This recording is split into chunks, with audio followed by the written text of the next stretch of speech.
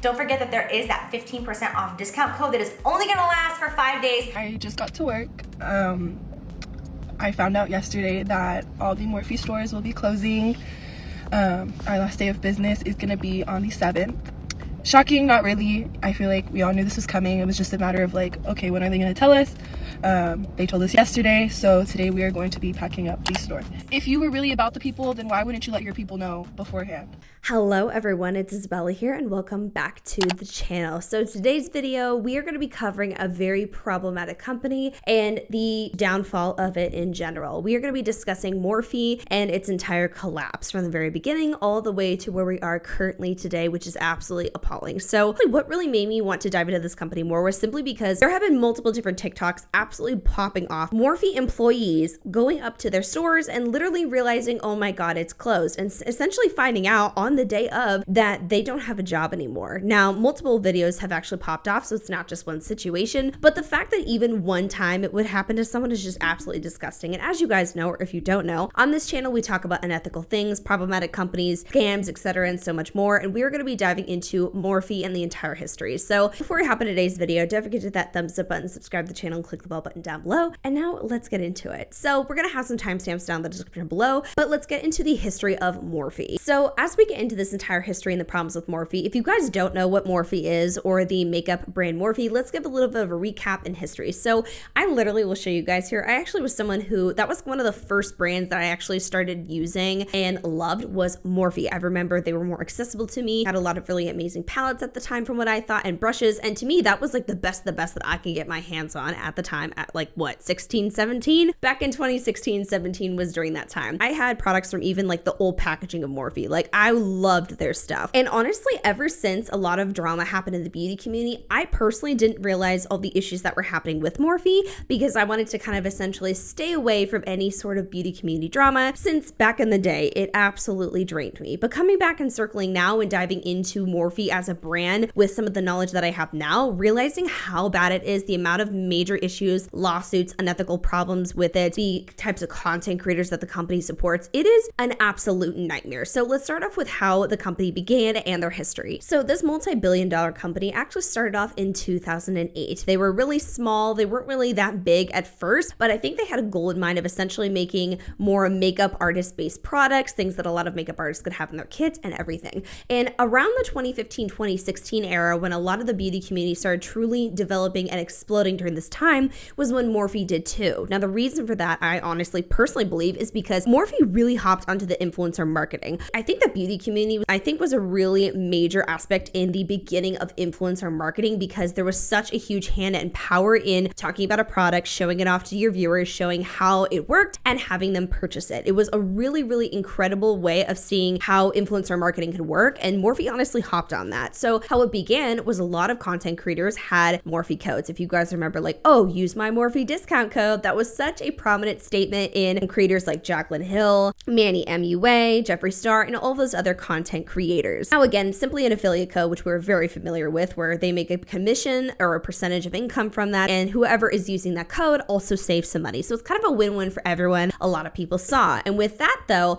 Morphe wanted to kind of take it a step further. And so Morphe decided to step into the world of collaboration. During this time again, major companies like Tarte, Too Faced were trying to collaborate with content creators. And with that, Morphe wanted to step into that world as well, which led for them to create products and put a content creator's name onto palettes or lip products or whatever the case may be, like the well-known creators Jeffree Star, James Charles, Jaclyn Hill, and so many other beauty content creators. It was a really huge phenomenon. And with that though, that truly, I believe, added the growth and hype of Morphe. There were people that had meet and greets at Morphe stores, thousands of people showing up to malls to go purchase the products, support the creators, meet the creators even. And I truly think that all of these content creators bringing their audience to Morphe was what truly made it blow up to what it has become, because I don't think that type of mass engagement and traction normally happens for a lot of companies. That's absolutely insane. And so with that, they had many years of really great success, a lot of great collaborations, and everyone just knew them as a really great brand that was competing with other large companies, and it was just something that people could have access to and everyone raved about. However, there's a lot lot of other issues with this company that I want to dive into and how it wasn't so great all along. So first of all, we're going to actually talk about quality issues with the company and how, again, everyone thought that this was a very incredible company, but there was a lot of issues that started coming out and surfacing about quality issues and the lack of quality at all to exist. So a lot of people, actually myself included, I purchased a big brush set from them because that was kind of like the big thing for them. People were thinking that it was a really great quality and something that's accessible. However, many people actually started coming out and saying, hey, wait a minute, some of these brushes I can actually purchase identically from another wholesaler for far cheaper. And honestly, they were really right about that. And that's actually funny enough why I purchased different brushes that are literally just from random wholesalers. A lot of people are talking about how the bristles weren't really that strong. They would shed even. Only the brushes could be a problem, but there were other issues coming out about the eyeshadows and the quality of them. So for example, if you guys don't remember, I still have the damn palette. Jaclyn Hill collaborated with Morphe for an ultimate eyeshadow palette. Again, it was a huge fave for many people. So many of us bought it, myself included, and it had so many different shades and everything. And it honestly was a pretty, in my opinion, pretty damn versatile product, especially for the time that it was released. And so with this palette booming, everyone loved it and of course wanted more. So with that, Jaclyn Hill and Morphe apparently wanted to collaborate and create another palette. So this is supposed to be the volume 2 version of this. Now the volume 2, Jaclyn went on and said how she essentially created her own formula. They apparently signed paperwork to where they weren't going to sell the formula at all. Like this was specially created for her products and collaborations with Morphe. And everyone was really excited because again, another version of a palette they love, but maybe different colors. And oh my God, it's the same incredible formula. Well, that was not the case whatsoever because when the products were actually released and people were getting them into their hands, they actually looked at the ingredients and were like, wait a damn minute, there's some things that are not adding up. There were several things that were totally different in the ingredients list. And then to add to that, some people were trying out the product and were like, this is not as good as what I thought it was. It wasn't blending as well. Some people are saying it was super patchy and a lot of people were super disappointed. So with that though, Jaclyn and Morphe came out with a statement saying, hey, we see what's going on. Jaclyn claimed, allegedly, I'm sorry, I don't believe this. Jaclyn claimed that the formula, she had no idea was changed. And so therefore they pulled everything and they lost so much money and then suddenly they had production back up for a proper formula. It makes no sense because most of the time with crazy productions and redeveloping formulas and properly making them, how in the hell would you so quickly have new stock with proper formulas? Like that doesn't make sense. To me, it felt like it was kind of a cash grab to see what they could get away with. And many companies have done that before where they've essentially tested the waters to see what their consumers would allow and what would work. And then they might have some backups on the off chance that this doesn't perform well. That honestly would make a lot of sense to me. And then a very similar situation happened as well when Jaclyn Hill actually came out with a vault type of collection where it was multiple different palettes again. But a lot of people again were like, wait a minute, this formula is actually not that great. There's a lot of patchiness. The quality is not there. What's going on? And of course, people hard-earned money wasted and it actually not being properly formulated, people lying to them and saying that it's great quality when it's not. That's super disappointing. And so a lot of people with some of the quality and recent scandals that came out about the product, some people were getting a little bit bothered about it.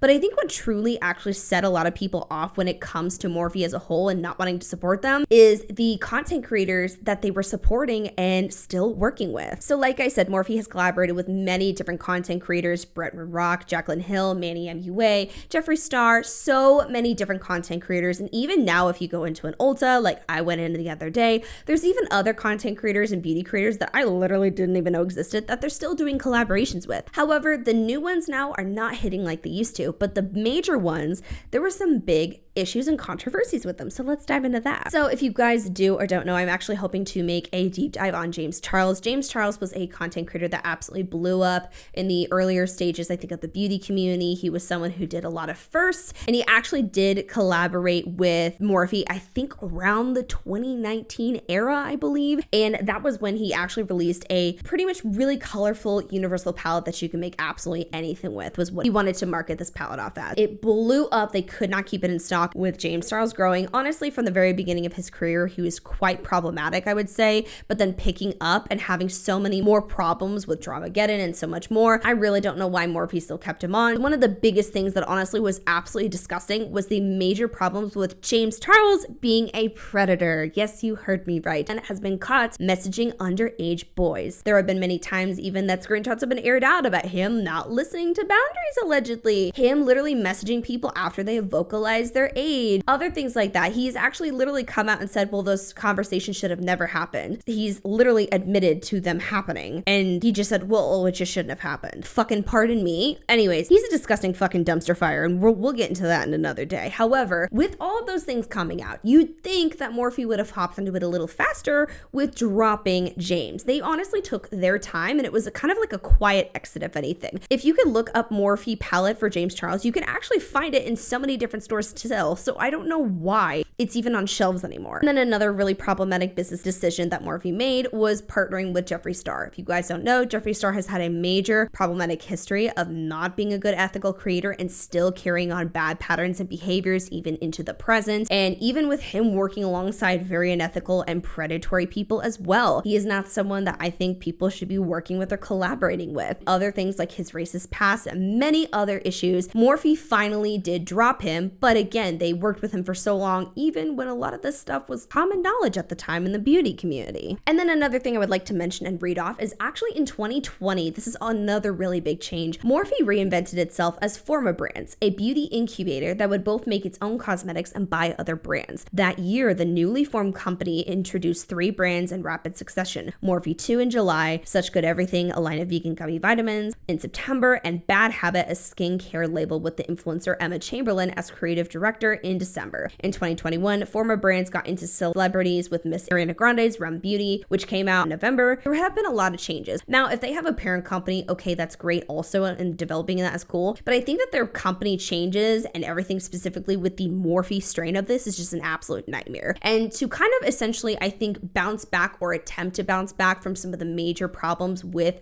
working with problematic content creators, they tried to make a extension of Morphe called Morphe 2, where it was pretty much targeted to Gen Zers and younger generations, especially because TikTok was popping off so heavily during this time. However, it was just poorly done, and it honestly flopped, and I hardly ever see it. The only time I see it or anything about it is when I accidentally walk past it in Ulta. That's literally it. Now we're actually going to be talking about some lawsuits that Morphe was involved in, and oh my god. So right here, the actually 2 lawsuits that we know of right now that exist claims that Morphe wasn't warning consumers properly that the pigments weren't safe for eye use. So if you guys don't know, there are some products that are labeled like pressed pigments. It's again like a very highly pigmented shadow. However, apparently that should have never been on your eyes. Why in the hell were they allowed to use? So apparently these pigments could cause allergic reactions, rashes, staining, and so much more. Apparently Morphe told consumers to use the products even though they knew it was unsafe and harmful, using terms like pressed pigments and shadow palette on the products, and they were marketed off showing that they were eyeshadows. And again, with all the marketing on social media, it gave the visual that people could use it on their eyes. So of course, an eyeshadow palette looking product called pressed pigments, a lot of people are going to use it on their eyes. The only problem is that there was not a proper disclaimer that most of these actually were not supposed to be used on their eyes. There was only a small little bit of lettering hidden on most of these products, but they genuinely were not safe for eye use. And it's absolutely alarming to me how they did not take any proper caution when it comes to consumers and be very clear and upfront about what can happen if these products are used. Again, that was just one lawsuit that to me just screams very unethical behaviors on this company, because clearly they don't give a fuck about people's safety, in my opinion. And then this other one honestly just really broke my heart, because I actually on the website, I was looking through Morphe's website tonight, I saw a company called Playa. I believe Playa, I don't know if I'm pronouncing that correctly. It is a hair care company though. And I actually remember seeing it all over social media a good while back, and I actually wondered what happened to it. Apparently Morphe has become part of a parent company. It looks like apparently the founder of this hair care company filed a lawsuit against Morphe. So she claimed that when Morphe bought out her company, that they didn't support her brand enough for it to flourish, hence why it is failing so badly, which honestly I 100% believe, look, considering how Morphe is absolutely going down the drain, that it was a really great brand. It had taken off in the previous years, and they actually told her that the brand would make $50 million in 5 years from annual revenue, which is absolutely insane. And so what they did was they gave her a $200K signing bonus, and again gave the illusion that there was going to be a lot of success in her future because she partnered with them. And I can't even imagine how heartbreaking that must be to give the company that you create to other people who could help it grow and develop, only for it to shit out, because in 2021 it only made $1.9 million, and in 2022 it actually dropped to almost, I think, around 400,000. That is a bad drop for a company who should be progressing, because the packaging and products I've heard are amazing, and from what I've looked at, they look incredible. So the fact that it tanks so heavily, it had to have been, in my opinion, something that Morphe did or didn't do. Again, I think the biggest evidence for that is the fact that, again, Morphe is not doing good whatsoever. So now we're kind of circling back to the present time and what's really happening right now. So there, again, like I said, many TikToks have been popping off of so many employees literally getting ready to go for work and then showing up to see, wait a minute, why is the Morphe store completely cleared out and boarded up? No one told us, no one gave us a warning. I just got to work. I found out yesterday that all the Morphe stores will be closing. Our last day of business is going to be on the 7th. Shocking, not really. I feel like we all knew this was coming. It was just a matter of like, okay, when are they going to tell us? They told us yesterday, so today we are going to be packing up the store. As of like why they told us so late and only gave us like a 4-day notice of like, hey, we're going to close your store down in 4 days. Like, find a job, girl. There's a lot of legal things, which I understand. But it's just kind of like, if you guys knew, and if y'all were really people, like, if you were really about the people, then why wouldn't you let your people know beforehand? Most employees are going to be receiving a severance pay, but I do think 3 weeks is not enough, especially with how little of a notice. If you guys know about like looking for a job and the hiring process, that is just not enough time. I just want to say, like, this is not me trying to bash Morphe in any way, trying to send hate.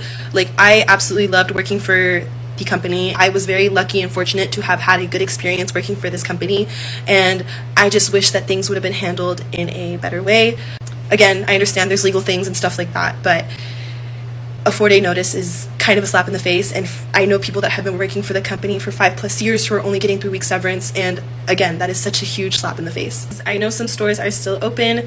If you guys are visiting these stores, just please be nice.